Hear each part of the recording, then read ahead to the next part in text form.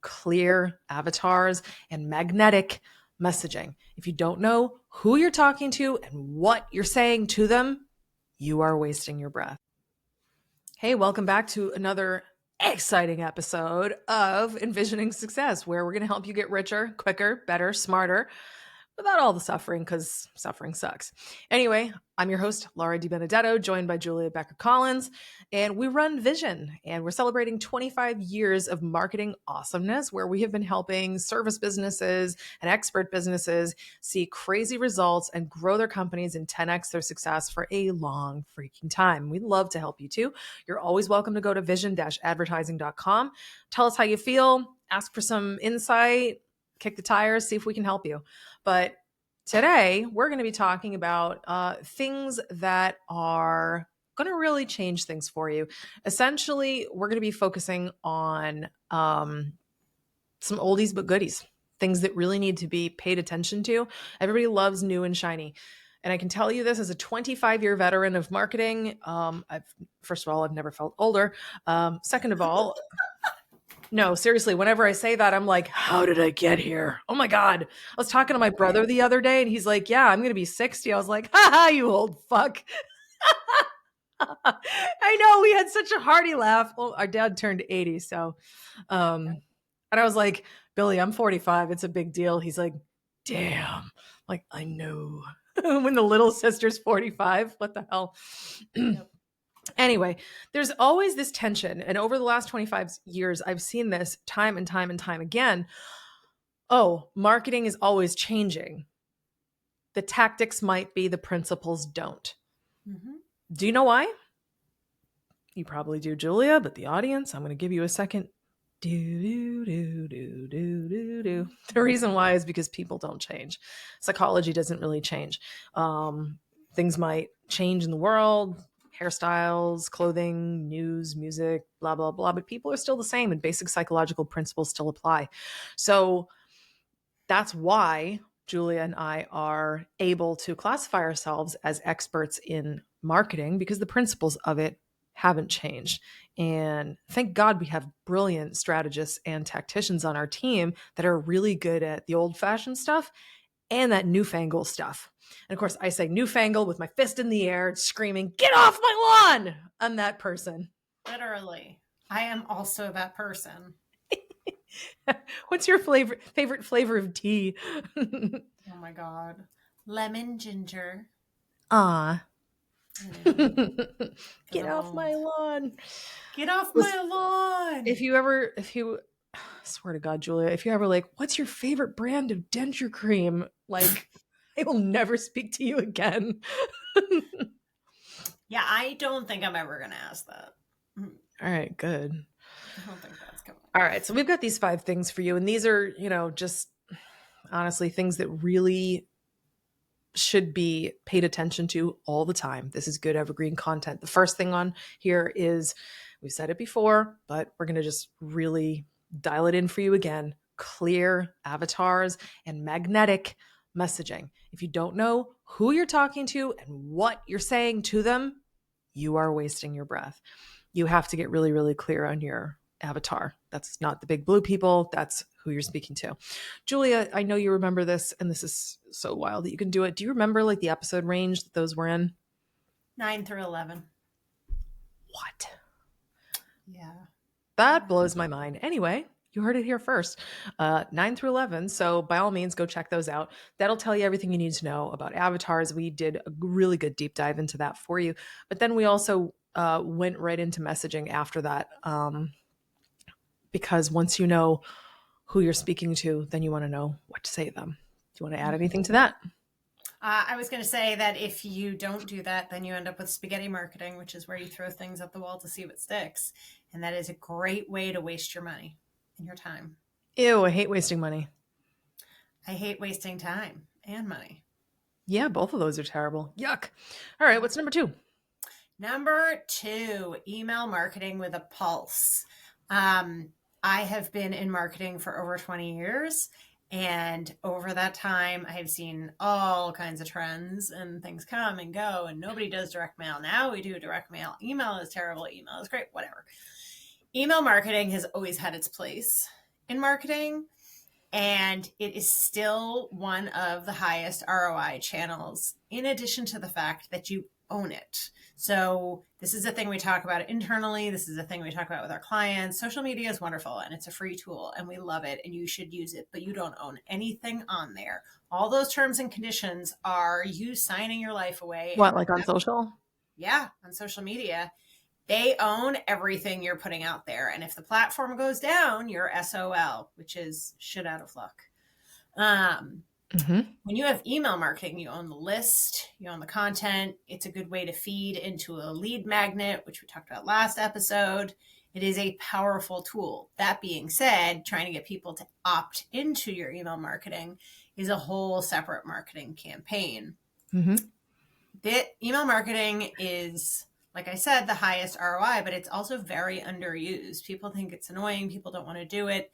There's a million different ways to do it. You could do a series of emails where you build trust. You could do campaigns where you're trying to sell something specific. You could do a whole thing about if you're recruiting. There's a million different ways to use email marketing and have actually people use it and read it.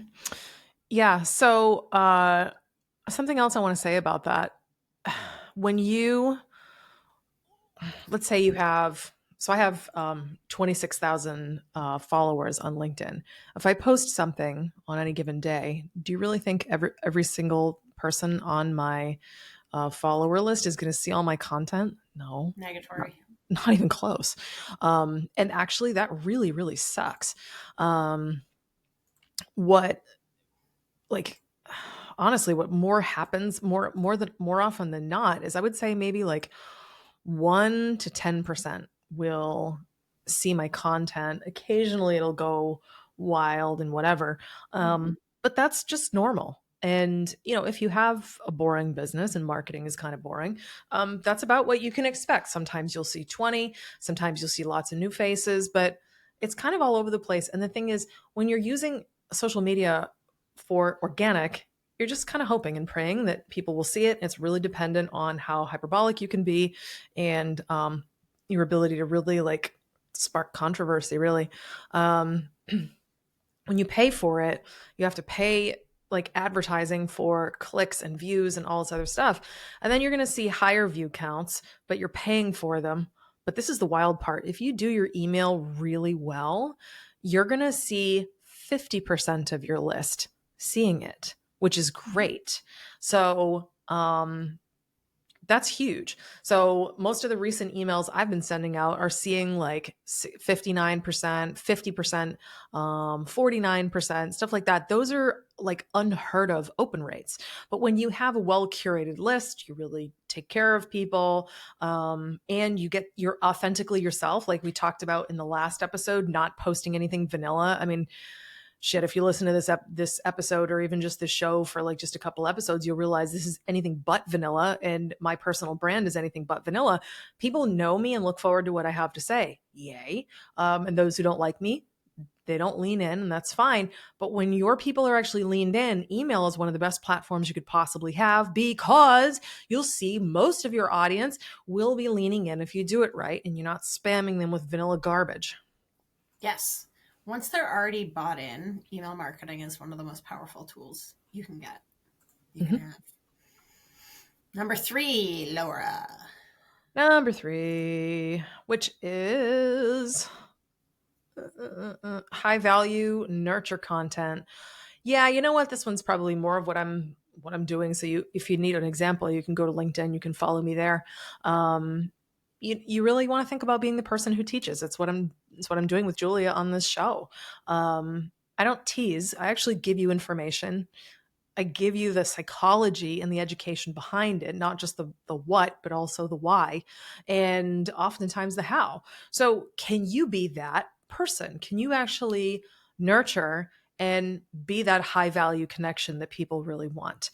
If you think about this, we talked in the very beginning of this episode about how these are timeless principles. We led off with clear avatars and magnetic messaging. Yeah, that's been true forever. Email marketing, yeah, the technology has been around for a while, but even before that, people were doing physical newsletters. If you're mailing something, emailing something of high quality, people will open it. And now being a high value, nurturing content provider, yay, that's who you follow. So can you be that person? I remember I was at a nonprofit, that's got to be like 12 years ago, and we did a physical newsletter.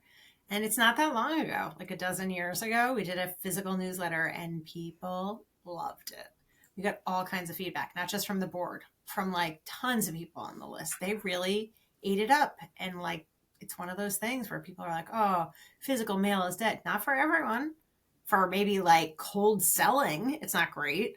But if you already have engaged people and they are excited about what you have to say, that nurture content is so wonderful. Yeah, that's really true. And by the way, you don't even need to have a huge email list to get a lot of money out of your email list. I have an example with a client. Their email list only has 700 people on it. And in, I think it was, how many mailings did they do? I think it was 14 mailings over a 20-day period, and they got over $100,000 That's great. from just that. So, you know what they say, it's not the size of the boat, it's the motion in the ocean, baby. Listen, we have a male audience, they'll get it. Oh, God. Wild. But it's true. Like we were saying, the last example, and Laura was talking about open rates on emails. Anything over 5% is incredible for an open rate. We have a client that's getting routinely 40% on their emails, their weekly emails. And it's very much a nurture sequence of like building trust and talking to them because they're selling something very expensive. And it's really, since we started it about a year ago, has just totally taken off. That's awesome. Well, just Mhm. another reminder, you can't be sending people bullshit. The last episode we talked about how you can't do vanilla. There you go. I know Yeah. this client. It's not vanilla content. Nope. It's Vanilla not. works in ice cream. That's it. And it definitely took time to like cultivate the voice and get it in the right thing. But we have some really incredible people on our team, and she just knocked it out of the park every week. It's so cool. I love that. All right, Love number that. 4. Number 4. Oh, this is such a vision thing. This is so you and me. Relationship based selling. It's like, everything we talk about, especially when you sell services, it's all consultative. It's not features and benefits like you're buying a used car. It's building that trust. And that is so much more important than putting pressure on people forever and always. You're never going to sell services unless you can build the trust with people because it's Right. not a product that they can hold and taste and feel and have shipped to them like a sweater, which is my example I use for everything. Here comes the It's a sweater. perfect example. It's September at your house. I know. I mean, I'm in pants. Sweater So, weather. sweater weather. Um, but that being said, when you sell services, it is so challenging. And that's the conversation I was having in this webinar earlier about the difference between selling services and products and how it's a much longer sales cycle, selling services and marketing cycle, and the funnels just feel like they go on forever. However, that being said, once you sell to somebody with services, you have a much higher rate of return in terms of they're coming back and they want more from you Right. versus with products, somebody can, impulse buy a $25 dress on TikTok and hate it and then you never come back, but you sold the $25 dress. Right. Like we sell less volume every year, but we also don't need to sell high volume. Like we sell a client, we know that that client is going to be with us for like 10 to 15 years. So every single time, Retention. right? Yeah. So every client it's worth a lot to us. So we're willing to put more time in, which is why we love relationship sales and service based selling because it's so high trust. And Mhm. that's what we like because we're very authentic from day one. We're extremely transparent, almost annoyingly so, but our people love that. So, Yeah, it's definitely like creating a partnership with somebody rather than being the salesperson that sells them something, which people get all annoyed with because they don't want to talk to you because it has the word sales in your title. This is mhm. really like, how are you going to take care of me and my business? And a lot of people in service based sales and marketing don't understand that. No, they don't. I wish they would, but Mhm. alas. Alas, what is number 5? So number 5 is about daily visibility. And this is a this is this is a tricky one that I think that people really battle with because some people really, well, a lot of people have actually argued with me about this point over the years, and they're not correct. Um, sorry. Shocking. You can argue with me if you like. It doesn't make you less wrong. Correct. The thing about daily presence is there's so much noise out there. You have to be top of mind. And you, at this point in time, with 8 billion plus people on the planet, you have to kick and claw your way to get to the top of someone's mind because their mind is very occupied. And sorry, they don't care about you unless you make them care about you. Hmm. The other thing is, um, people have said to me over the years, "Oh, I don't want to email every day and I don't want to be on social media every day." And when I said to them, "Dear God, that they were on social media 7 times a day," they'd be like, "What? No way." Okay, first of all, Bob, calm down. Um, Soothe your boobs. right. What was it? Calm the calamity that is your memories. Something like that. Now I can't remember it. There was a whole meme for it. If you find it, do let me know. I know you have to. Soothe your boob, calm your tits. Remember that meme? Calm your tits. And some guy is like, no. No, it was a woman and her boobs are flying all around the room. It's very funny, very professional. Calm your tits. This is the thing we Yes. share at work. Anyway, we both represent HR. So woe to you who works for us with no sense of humor. Anyway, Calm your daily. tits, soothe your boobs, de-stress your breasts, adjust your bust before it combusts. Hakuna your tatas. We're adults, we swear. We do. Okay. Anyway, the other thing to keep in mind is we were just talking about how, with like email marketing, you're not always going to get your stuff out there. If you're, I know some brands that are emailing multiple times a day and they're seeing really, really high conversion rates from it, but because they're doing so well with nurturing and giving high value and relationship building and all that stuff. Then there's those who resist doing like the social media like 7 times a day and da da da da da, not realizing that no, not everybody's going to see it. Pay attention to what I said earlier in the episode about my LinkedIn. If I want all of my audience to see my content, first of all, good luck to me. And listen, I'm a marketer. Okay. It's hard for me too. It's hard for everybody. If you want your voice heard by every single person who follows you, like you need to be posting a lot because there's different segments of your audience that are going to see it. And like for you to actually have the kind of exposure that you think you're going to have, it's going to take a lot more than you think. So years ago, I would give people advice, hey, you need to be posting like 7 times a day or 3 times a day or 1 time a day or whatever. And it got a lot of resistance. Now that people understand algorithms a little bit more and how audience segmentation works, people are starting to understand and not argue with me as much.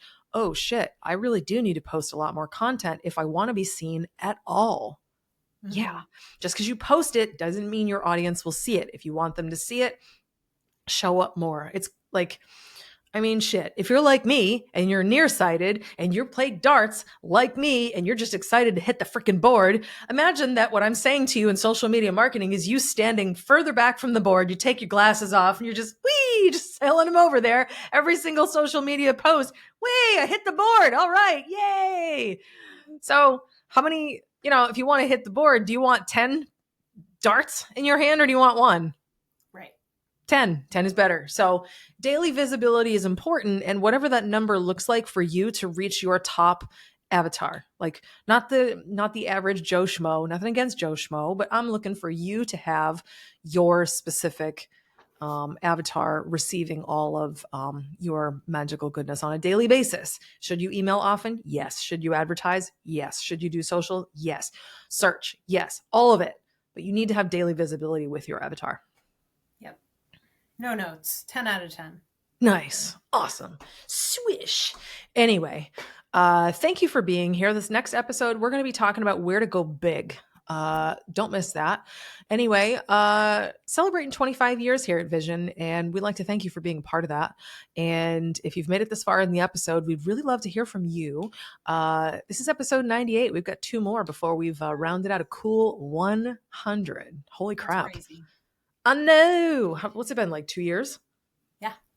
2 years. That's cool. I never thought I would ever put podcast host on my resume, but here we are. I know, right? It wasn't on your bingo card. No, a lot of things weren't. Anywho, thank you so much, everybody, for listening. I'll see you in the next episode. And don't forget, go to vision-advertising.com if you ever need our help, and share the show with your friends. See ya.